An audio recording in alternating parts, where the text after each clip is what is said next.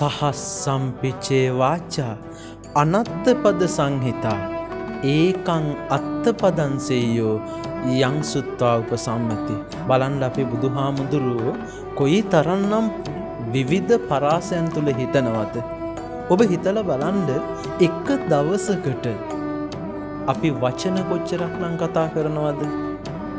සමහර ඒ කතා කරපු වචන අතරේ තමන්ටත් අනුන්ටත් ප්‍රයෝජනවත් වන වචන කීයක් කියවුණාද?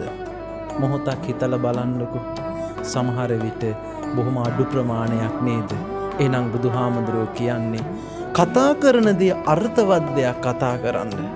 ඒක තමන්ට ඒක අනුන්ට අර්ථයක් වෙන දේ කතා කරන්න. පුස් වචන හිස් වචන ජීවිතෙන් ඈත් කරන්න උත්සාහ කරන්න.